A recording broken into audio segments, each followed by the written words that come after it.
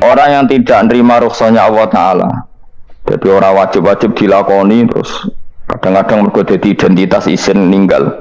Kalau orang biasa puasa Senin Kamis, saking terkenal puasa Senin Kamis sampai muka napa isin, itu dosane kok Gunung Arafah. Hadis iki apa lho, gue ora puasa Senin Kamis. Jadi ala kenapa ora puasa Senin Kamis nampa rukhsah pengenan niku ora nampa jeneng gak nglakoni. Karena mengkono iku ali ngatasi mamlat isine yang desa pemislu jibali Arafah iku kaya Gunung Arafah. Jadi pangeran itu ya aneh sing apik to. Jadi misalnya ana wong maca Quran kok yakin ra di sepuro iku dianggap ngenyek Quran. Wong wukuf ning Arafah kok nyangka dosane ra di sepuro dianggap ngenyek pangeran. Mana ana wong wali iku mergo ndablek. Dene wong ndablek ra wali iku goblok-gobloke wong. Jadi daftar wali lewat jalur napa? Tapi potongannya ya tetap wali, menjadi serabakan. Jadi wali ini gampang. Jadi kok ada jadi wali wis bejane wong. Enggak tak terang carane jadi wali. Sing gampang-gampang nak mbok bar Ramadan tak deloke wis masuk ta urung. Nah ora tak sidang nang kok. Ya dadi kan ora dadi wali usul ning pengadilan kudu dimenangno. Rawahu ngene hadis sapa Imam Ahmad. Wasiratu te syarat iku dumatun, wasiratu tawi siratal mustaqim dumatun peteng. Wasiratu te dalan lagu maring sirat wal yaqinu yakin. Wa te kang yakin tahqiqu tasdiki ku benerno barang sing tasdik, tahqiqu tasdiki. Iku tahqiq dalam benerno. Maksudnya kamu punya otoritas pemikiran yang akurat. Kanggo benerno bil ghaibi kan barang ghaib. Niki sing dadi ibadah kula nganti ketemu pangeran. Tahqiqu tasdiki ku duwe akurasi benerno. Bil ghaibi lan barang ghaib. Carane bi izalati kulli ghaibin kelawan ngilangno saben-saben sing dadekno kemamangan. Bi izalati kulli ghaibin kelawan ngilangno saben-saben barang sing dadekno kemamangan. Pun kula baleni saking awal wal maqalatu Rabi'ah kula terangno. An-Nabi Bakrin Siddiq radhiyallahu anhu dawe adzulumatu khamsun. Dawe Abu Bakar kegelapan itu ada 5. Di mergo Abu Bakar wong saleh, nek kegelapan yo luwih akeh. Dadi ora pati apal nek jumlahe akeh ora pati apal. Roe muk piro? 5. Zaman akhir ora temu 5 ribuan napa? Nomor 1 hubud dunya.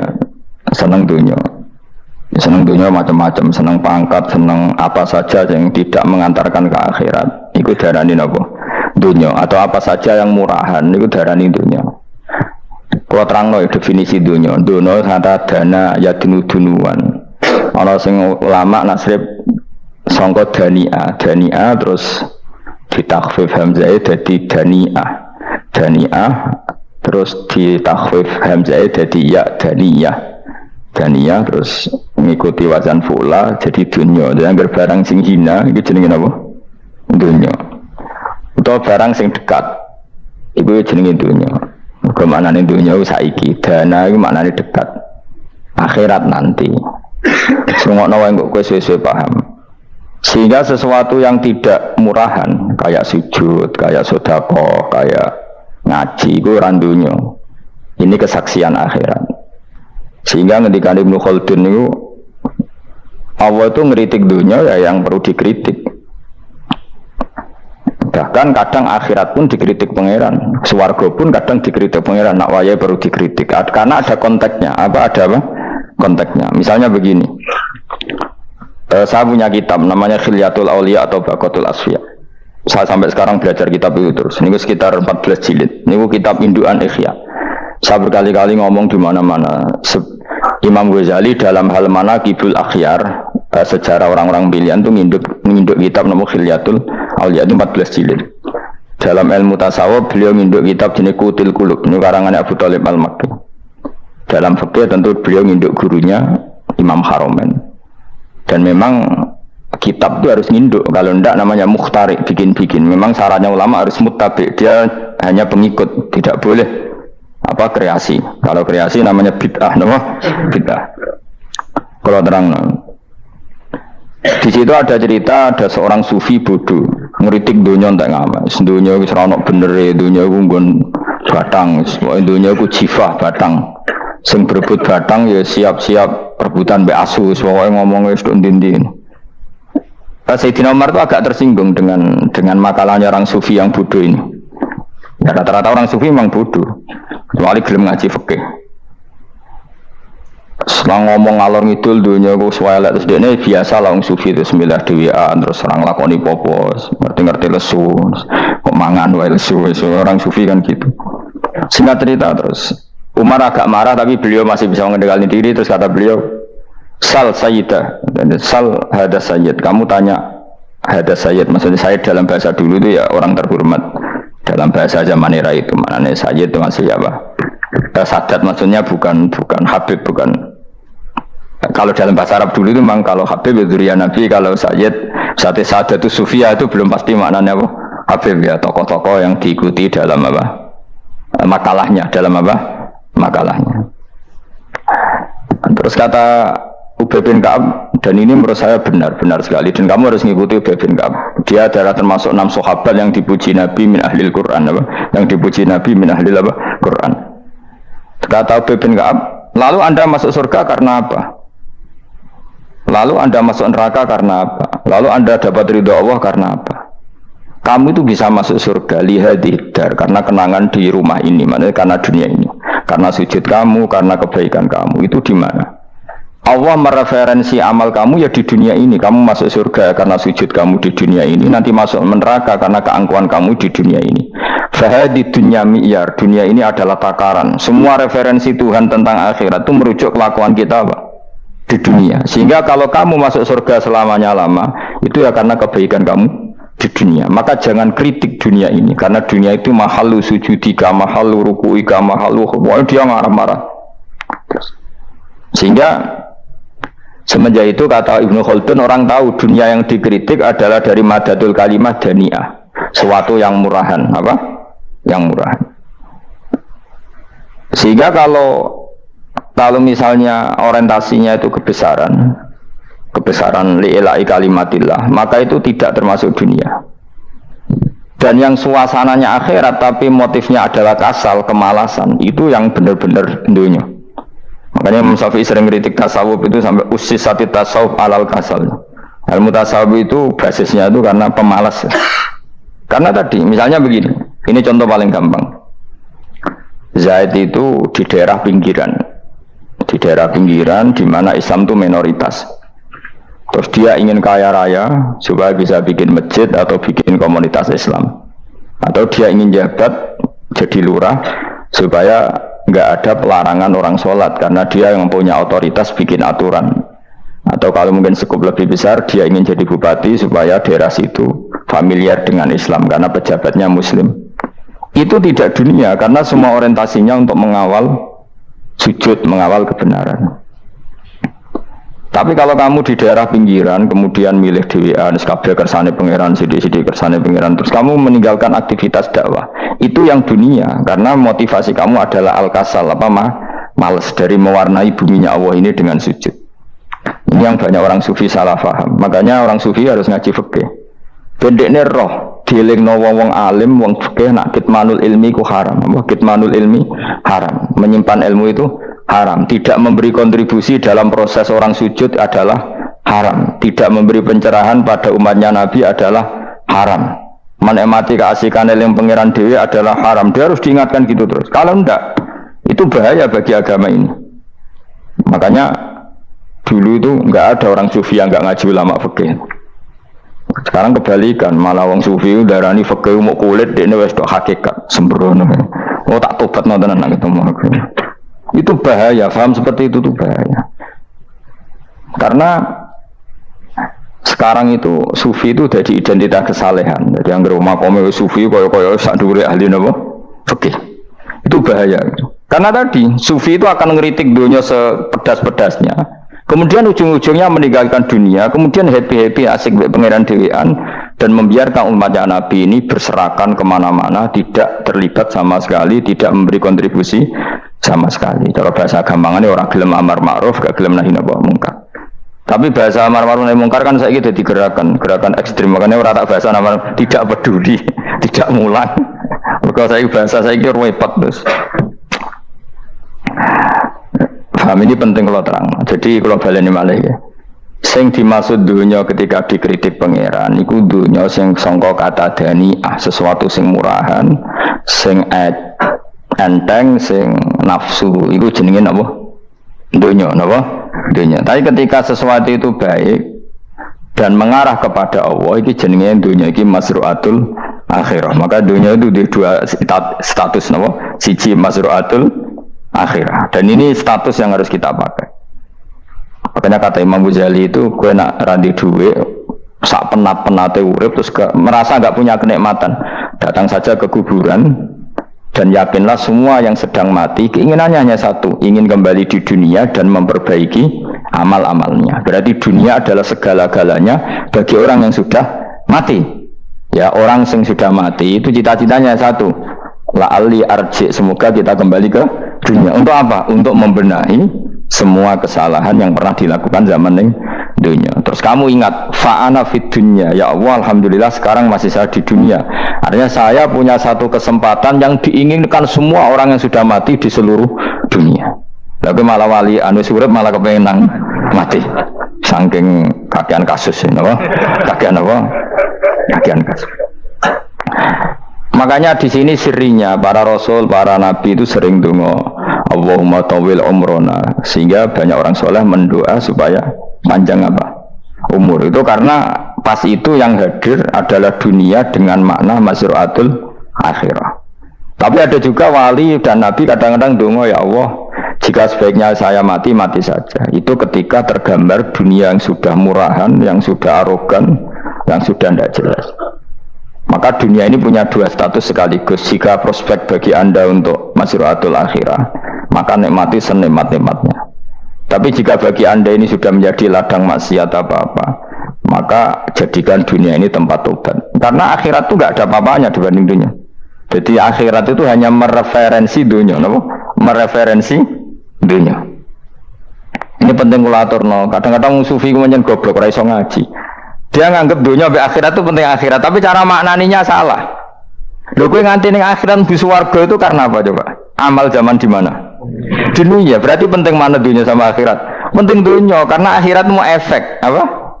Efek dunia ini yang pokok. Apa dunia ini yang pokok. Kalau Allah kan cara ngendikan tidak seperti itu. Allah cara ngendikan gini loh.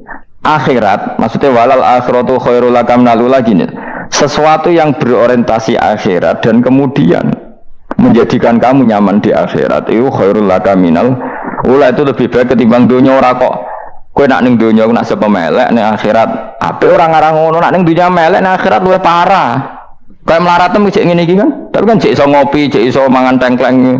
Coba ning akhirat gak iso blas. Dunyel-nyel malaikat ngawur. Gayamu bareng melarat iso ning dunia lara lah nek akhirat penak. Aku yakin ora luwih lara, tak jamin. Ngeraine kan ketara nak keliru omongan aku ning dunia lara lah sementing nek akhirat penak itu ndak bisa. Kowe nyifati dunia nggon lara iku serapati ridho mbek pangeran. Berarti ketika iso ngopi ra syukur, ketika iso mangan ra syukur, anane nyifati dunia lara. Berarti rapati ridho mbek pangeran. Malah dibles-blesno sebenarnya. Pemenang nak pengurus akhiratnya aku tak tekek loh.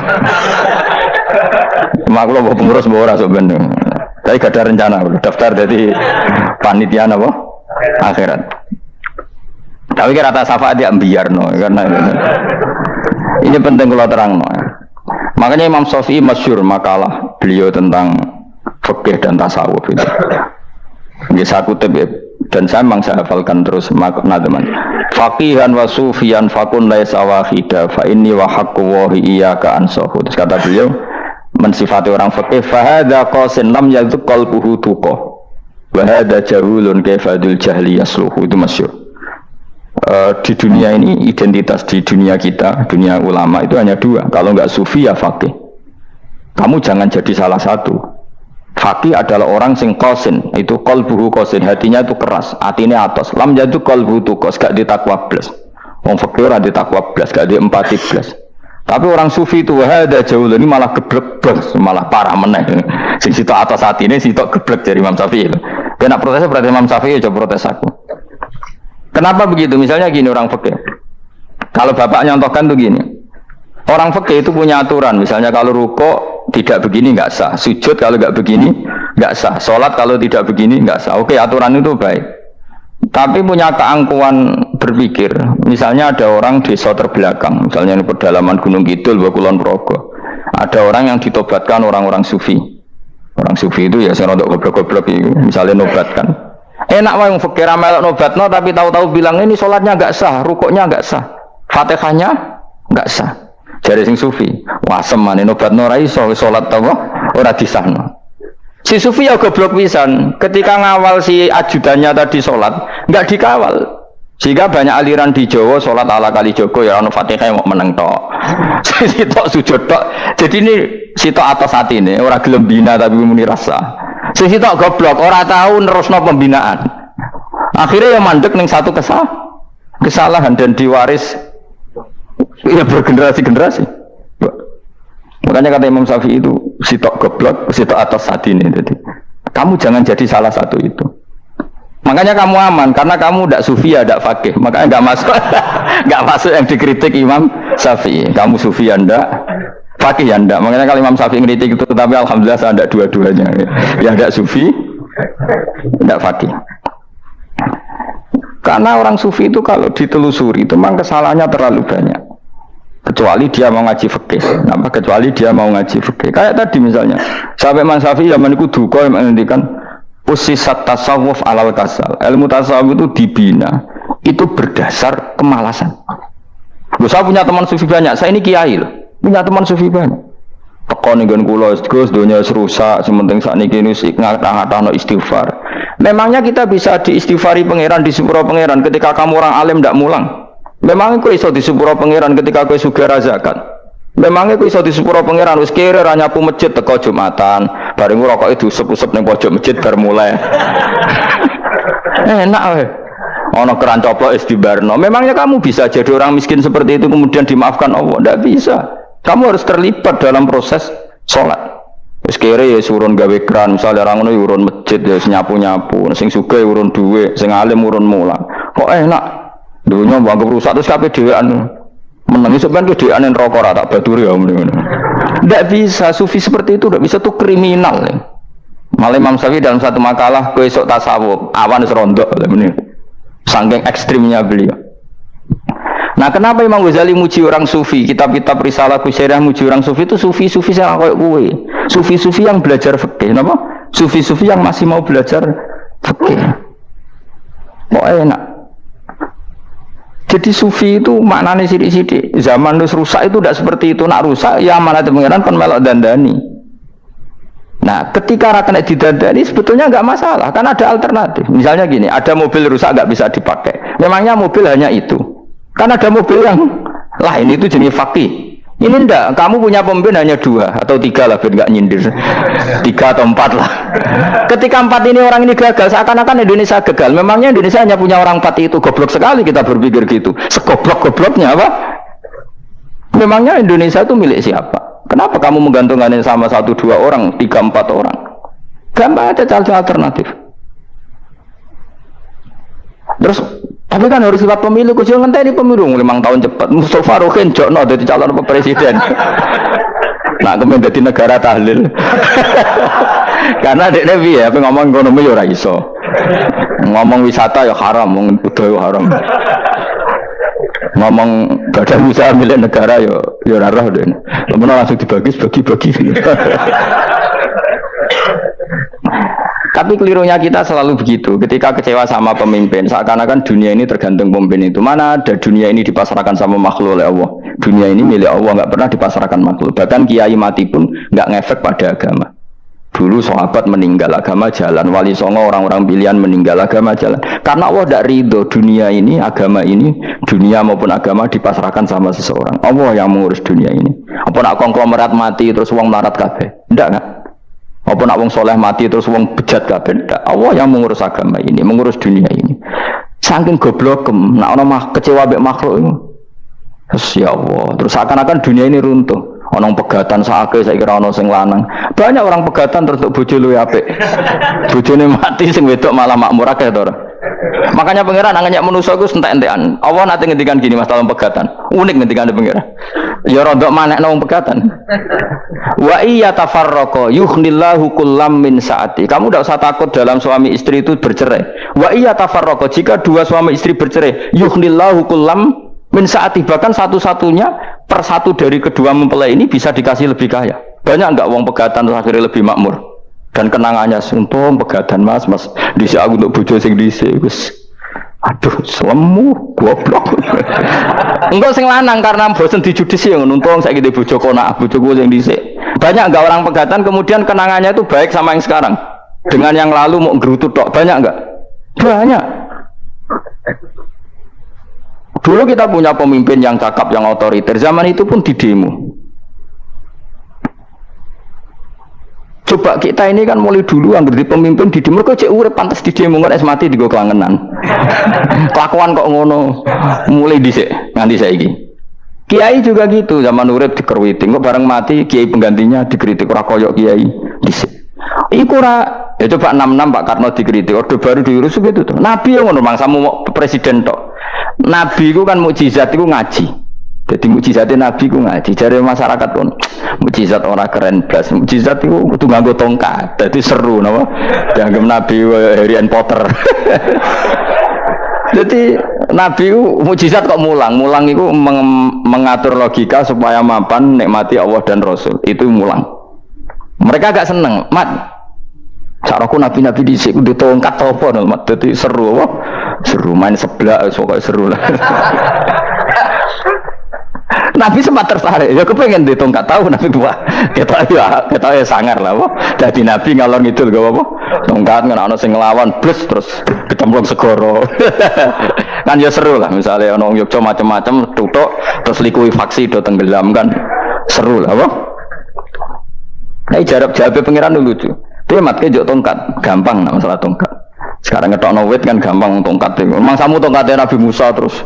Digawe dikai mori terus dikai minyak ya ora dijupukno wit diketokno memang samu.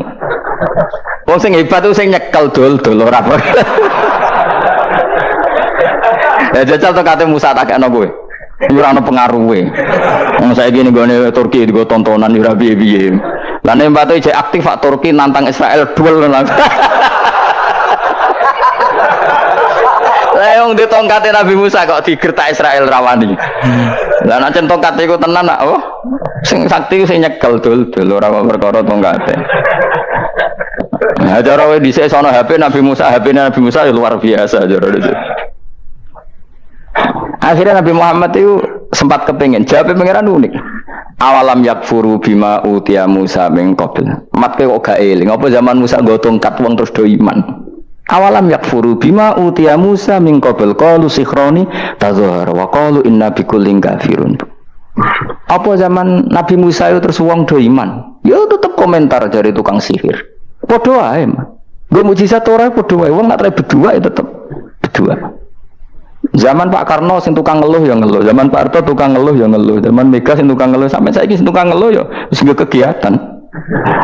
Kiai yang ngono. Kadang ada kiai saiki misalnya Surabaya zaman Mbak Arwani, Mbak Zubair. Memangnya zaman Mbak Arwani wong Kudus ngaji kabeh. Mangsaku ya kelakuane wis ngono-ngono wae. Misale kula ya kadang ya wong komentar. Gus wae ora kaya zaman Bandur Salim. Lah aku wis dididik bapak, zaman Bandur Salim po wong ya ngono. Kok bapak zaman Bandur Sam po ngono sampai zaman Basunan Bonang misal. Ayo jajal. Masa wong Yogyo misal. Saiki ora kaya zaman Bali Maksum Mbah Munawir. Memangnya zaman iku wong ngaji kabeh. Tidak juga kan, sarahku kayak nak ngaji sing ngaji wong ngono-ngono iku pancet ngomong iku. Itu pengalaman. Makanya ketika Nabi Muhammad kemudian dimujizat Nabi Musa jawab pangeran we awalam yakfuru bima utiya Musa min qabl. Apa zaman Musa terus do iman mat. Padha wae nggo masuk go tongkat ngalor ngidul ya. Biasa wae mat. Gak usah mujizat-mujizatan mulang wis ngaten. Lho kula lho mau tawani pangeran mujizat kok tongkate Musa. Kula mboten purun. Ya perkara ini kok malah lucu. Nabi ngalor ngidul go tongkat. Nabi Musa itu kate biasa kan, sing kodang ku wonge. Lah saiki ejek ning Turki. Nek kata tenan cek top Israel tuntas ya. Suwabet terus likuifaksi tutup suwabet meneh dadi negara bebas wong Israel. Terus Raja Tayyip manggon kono. Aneh-aneh wae. Makanya penting yang dikatakan mukjizat yo ngaji kan. Ngaji itu bisa membentuk yakin. Yakin itu bisa membentuk taklid. Nah caranya yakin gimana? Tak warai kan ben dadi wali. Wali sing jalur ilmu, jalur melarat wis kowe luwih iso lah. Wali ku jalur akeh. Alim ya iso dadi wali, zuhud dadi wali, melarat ya iso dadi wali. Syaratnya ridho ora kepengin sugih. Ya syaratnya melarat dadi wali ridho, ora terbesit kepengin sugih ora tau muni lho umpama aku di dhuwit ora dadi wali, muni umpama tok wis ora dadi wali. Jadi fa inna law taftahu amala syaiton, karena mengatakan umpama itu wis buka pintu setan. Jalur apa ya? Nah alim syaratnya hafal Quran, hafal ribuan hadis. Ayo nak zuhud syaratnya radhi HP, rawi anan. Nak fakir ra oleh diangen-angen. Ayo milih ndi? Apa rasa dadi wali? Enggak usah ya. Kalau terang ini penting. Kenapa saya sering kritik orang sufi? Karena sufi sekarang itu beda dengan sufi dulu. Di Jawa Timur itu keluarnya para kiai ya gitu, kalau ada orang ikut torekoh tertentu terus gak gelem ngaji takrib, akhirnya linge pangeran sewengi tapi sesucine keliru, masalah didik anak bojo keliru, karena ya mau sementing la ilaha illallah terus mau la ilaha illallah terus itu gimana? Kalau kita iman sama Allah, ternyata iman dengan aturan-aturan Allah. Misalnya kita seneng cawe wedok, terus mbok sebut jenenge tok, kono njuk wedak ra mbok kei, njuk mangan ra mbok kei, terus kamu tidak mempelajari sing disenengi pacaran ku apa? Senang Allah itu maknanya senang ketentuannya Allah. Allah yang murka itu apa? Kalau kita zina, kalau kita maling, ketika korupsi. Allah yang suka apa? Kalau kita sujud. Lalu syaratnya sujud apa? Harus dalam keadaan suci dari hadas besar maupun hadas kecil, dan tempatnya tidak ada najis. Bahkan harus gitu. Itu senang Allah kok menurut Allah semengi terus pingsan, kesemper, terus nak tepak harus darani wali. Nak darani wali ono salam template. Wah apa-apaanan. Nanti bapak kula saking kerase. Lah wong darani wali nek melete keren aku jare. Tak top aku jare. Lah kok saged, Pak. Paling zaman akhir darani wali dadi gula, wong salah templek ngekeki dhuwit. Tapi nak wong alim darani wali sing dadi pinter akeh. Coba jajal lah wis ayo. Nak ora percaya ruhin maklumno nak sing wali, nak ora dadi gula mbek dhuwit. Ayo saiki umumno nak ruhin iku wali. Reaksi masyarakat kira-kira piye? Salam template terus sangat malam merek rokok eruhin, misalnya rokok apa ya terus ditukokno. Tapi umat dapat apa juga? Tapi ketika orang terkenal alim, umat dapat banyak karena bisa ngaji, carane sesuci piye, carane zakat piye, yang wajib zakat apa saja, carane dekat. Tapi saya gak wali kalah mbek apa wong alim kalah mbek wali. Kula niki diceritani Gus, kula nek wong alim Gus, jejer mbek wong terkenal wali kok ora salaman beda nih. Ya akhirnya melarat nih salam. Maksudnya salaman kok ono maknane ning Jawa Timur. Ora usah diterangno maknane opo. Wah kere. Wah kowe padha wae wong alim kok hasud to. Nek kok hasude perkara hasile iku. Iku ya sarap pisan padha wae. Sing kanca kula niku. Tapi sebenarnya kita harus jadi pelajaran. Kalau ingat Allah itu ingat aturan-aturannya Allah. Terus keling Allah sewengi terus piye? Allah bikin aturan, kamu suwengi ning masjid itu ketentuan fikihnya kayak apa? Kalau istri kamu sakit, anak kamu sakit, kamu wajib ngurmat anak bojo, dan itu juga perintah Allah. Terus Allah dulu nggak ada zaman Nabi seperti itu. Nabi itikaf suwengi ning masjid besok mikir wiridan, ya mulang biasa. Wiridan sekadarnya, habis itu Nabi yang ngajar biasa. Siapa yang tanya tentang haid, siapa yang tanya tentang ghanimah, siapa yang tanya. Jadi yas'alunaka 'anil anfal. Ketika mereka iskal, lalu ghanimah cara bagi gimana ya Rasulullah? Dibagi wa'lamu annama ghanimtum min syai'in fa'alillahi khumusahu wa lirrasul 1/5. Ada yang tanya lagi, was'alunaka 'anil makhid. Istri saya cara ngakad tidak normal ya Rasulullah. Kadang-kadang over. Terus disebut itu istihadah apa? Itu ditanyakan. Ada yang kaya usul, ya Rasulullah duit kula kathah lalu tak kasihkan siapa? Yas'alunaka madza yunfikun. Ora kok terus eling pangeran sungi-sungi terus do ngantuk, bariku keturu, bariku makan-makan ora ono ngene. Coba jika seseorang terkenal wali itu paling untung udekne. Ini bukan kritik kan. Memang harus dikritik. Semritik aku enak aku kualat, kowe ra wali kok ngritik wali. Kowe cuma melok-melok. Karena apa? Kita ini syafaqatan di hadil ummah, kita kasihan umat ini mencintai kiai, kemudian tidak dapat apa-apa dari kiai itu. Caranya apa ya? Kita mulang. Makanya Rasulullah itu masyhur kan di sebuah hadis, sama cari di Muqaddimah Majmu', di Muqaddimah Ihya, hampir semua kitab ulama top itu menceritakan hadis ini. Nabi ke masjid, ada satu kelompok yang nangis-nangis dungu, ada sekelompok yang mulang fikih. Mulang itu ya iki halal, iki haram, iki Iki sholat begini nggak sah ini. Pokoknya mulang aturan-aturannya pangeran. Nabi ngadeg, kemudian Nabi bilang gini, kilakuma ala khairin, dua kelompok ini sama-sama baik. Tapi apa yang terjadi? Amma haula fayatuna waha, mereka adalah kelompok-kelompok yang minta sama Allah. Insya'a ajaba wa insya'a la. Kalau Allah mengendaki ya disembadani, kalau enggak ya enggak. Tapi ini kelompok yang membicarakan hukum-hukumnya pangeran. Pasti Allah ridho. Wa innama bu'istu mu'alliman. Memang sing jenenge Nabi itu untuk mengumumkan halal haram. Maka Nabi terus ikut yang kelompok belajar tadi. Karena dikatakan coba Nabi diutus jadi Nabi itu apa? Saya tanya. Bikin aturan. Caranya tawaf ke Ka'bah begini. Dulu tawaf itu wudu. Dulu tawaf itu bawa hubal lata. Dulu tawaf itu dengan penuh kemusyrikan. Nabi datang, cong tawaf itu aturnya gini. Enggak boleh ada yang berbau syirik. Caranya tawaf 7 kali. Baca kalimat ini. Sa'i juga gitu. Dulu yang namanya sa'i itu setar megang berhala Isaf. Nanti di Marwah megang Nailah. Setarnya gitu. Dari kesirikan ke kesirikan. Terus Nabi datang, nggak boleh megang Isaf dan Nailah. Harus dibongkar. Dimulai dari labbaik Allahumma labbaik la syarikalah innal hamda wa ni'mata laka wal mulka la syarikalah. Itu Nabi. Sehingga saking ekstrimnya sahabat itu dulu nggak mau disuruh sa'i. Nggak ya Rasulullah, kita ada sa'i. Tempat yang dulu kita syirik di situ. Karena kalau sofa setarnya pegang Isaf, nanti kalau di Marwah pegang Nailah, itu nama berhala. Terus Allah menurunkan inna sofa al-marwata min sya'airillah faman hajjal baita wa i'tamara fala junaha. Istilah pangeran fala junaha. Kalau kamu sudah Islam nggak apa-apa sa'i. Kenapa bilang nggak apa-apa? Karena dulu pernah sahabat merasa dosa, karena itu dulu basis kemusyrikan. Jadi ini penting saya utarakan. Lagi-lagi yang digerakkan Nabi adalah aturan main dalam hidup ini. Apa aturan main? Lho kula wingi pasaran wingi ini kula mucal napa sak bentar. Kula mucal Minhajul Thalibin karangan Imam Nawawi, kitab fikih. Mergo kula niku mangkel. Kadang wong alim terus darani wali, nek darani wali ngono wong teko njuk pangestu. Kadang kurang ajar meneh wong ape kaji njuk ndongakno kaji mabrur. Luwih parah meneh. Nah kula tak ngamuk tenan. Kowe nak langsung ndongakno wong iku kaji mabrur padha karo ana wong ra iso numpak sepeda motor. Iki kula badhe numpak sepeda motor, ndongakno slamet. Wong belajar ya ora kok njuk ndongakno selamat.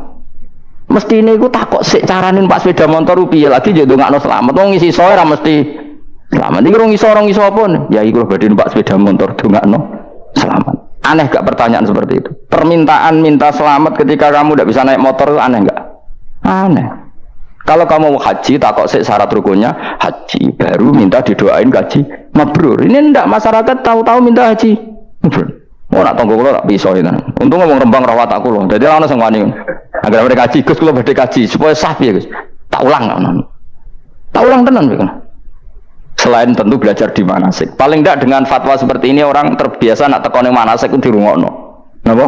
Kadang ya ora tekone manasik ngantuk tok. Itu tidak bisa, harus diwarai. Misalnya tawaf dimulai dari Hajar Aswad dan usahakan menjauh dari Ka'bah 1 meter atau setengah meter. Karena kalau terlalu mepet Ka'bah, takutnya tadi nginjek pondasi Ka'bah. Jadi tidak ngitari Ka'bah tapi tawaf di atas Ka'bah. Kedua, kalau terlalu dekat, kiswah Ka'bah itu mulat tokah bitit. Kiswah Ka'bah itu penuh dengan minyak. Dan kalau terlalu dekat menyentuh, padahal orang ikhram itu nggak boleh nyentuh kiswah. Jadi harus diterangkan. Kok malah dia kaji marugi kok gitu terus dia mau nangis servisnya akeh. Itu apa-apaan? Mau dibawa kemana agama ini? Kemudian sing dukung suga dia ini nangis tenanan oleh nyangone luwe akeh. Nah cara bapak itu nangis itu serupat zaman itu usah nangis anak jadi kiai. Pokoknya ulang nak ragilem wis bulan nunes. Tobat song ini tobat yang marah ini uteknya ini marahin. Coba contohkan analogi hal yang gampang. Ono wong ra iso numpak sepeda motor datang ke kamu minta didoakan selamat, aneh ndak? Urutannya ya belajar apa? Sesuk ono wong ra iso salat, ndongakno salat kula niku makbulah. Makbulah mbahmu. Takbir ar Fatihah ar ya kabeh itu ono urutane. Itu ulama. Jadi makanya Rasulullah hanya gabung sama yang mualliman, yang guru. Dan ketika awal nyifati Rasul itu apa coba? Rabbana wab'ats fihim rasulam minhum yatlu alaihim ayati wa yuzakkihim wa yu'allimuhumul kitab wal hikmah. Rasul itu sifatnya yang diulang-ulang pangeran itu yatlu alaihim ayatika, membaca ayat-ayatmu. Artinya apa coba? Mulang kan? Wa yuzakkihim, membersihkan akhlak-akhlak mereka. Artinya apa? Mulang kan? Wa yu'allimuhumul kitab wal hikmah, artinya apa? Mulang. Nabi itu disifati dalam satu ayat itu gayanya ada sampai 3 kali sifat, tapi maknanya mulang kabeh. Yastu alaihim ayatika, artinya apa? Membacakan ayat-ayat Allah, artinya apa? Mulang kan? Wa yu'allimuhum, artinya apa? Mulang. Wa yuzakkihim, bersihkan mereka, membina, artinya apa? Mulang. Makanya saya pernah ketika tawaf, anak-anak sarang yang idolakan saya itu, saya ingin di depan multazam jenengan berdoa. Saya ngamini karena doa jenengan mustajab. Mohon ngaji sih, nak ngaji kok tak dengar, nak eling, nak ora yo wis. Ya guys, oke, jam 2 malam kita di atas tingkat 3 kalau nggak salah pas itu di Mekah deh. Ulang Bukhari guys, kalau ngaji Bukhari begini, ya tak ulang. Jam 2 saya ngajar sampai subuh sekitar 2 jam. Habis itu lagi donga dengar pemultasan. Kalau donga sederhana Gusti, bocah-bocah niki mugi-mugi wonten gunane teng umat Rasulillah, purun mulang mboten kedunyane. Amin ya, amin. Padahal di antara mereka kita orang sing donga ben rabi, berkata wis tuwa. Ayo kula dongane ya Allah. Ini di depan multazam semoga anak-anak ini manfaat umatnya Kanjeng Nabi, purun mulang, purun napa-napa teng masyarakat. Wis iku tok amin amin pun bareng. Karena itu yang saya bisa tanggung jawab di depan Allah Subhanahu wa Ta'ala. Coba kamu berani enggak di depan Allah terus kayak ngomong dunia? Karena hanya mulang yang bisa mengantar manusia mencintai Allah dan Rasul. Coba barokahnya kabeh kiai darani harame zina. Berapa juta orang yang tidak berzina gara-gara dawe para kiai nak wong zina sok ben dakare dikwetok, virgine ditunjuk malaikat. Entah cara ngulang gimana, cara tahdzir gimana terserah gayanya kiai masing-masing. Mungkin Mustafa nyontokno payudara iki guantung wong dene jorok nyerok. Dadi roken duwe pinter meneh dakare apa dikwetok. Barokahnya tahdzir seperti itu, berapa juta orang yang kemudian tidak zina. Berapa orang nggak jadi rentenir gara-gara cerita para kiai? Berapa ribu juta orang yang nggak bodoh nih mergo apa jadi ilate itu apa digunting malaikat. Ini kan sudah kebaikan yang sudah masif. Kenapa tidak kita tiru? Lalu ada gerakan uang tekone masjid sudah jeleng apa tok terus gak jelas ilingnya itu perkara apa? Kalau itu selingan nggak apa-apa Kang, ya 1 jam, setengah jam. Liane itu ya tetap dibelajarkan halal.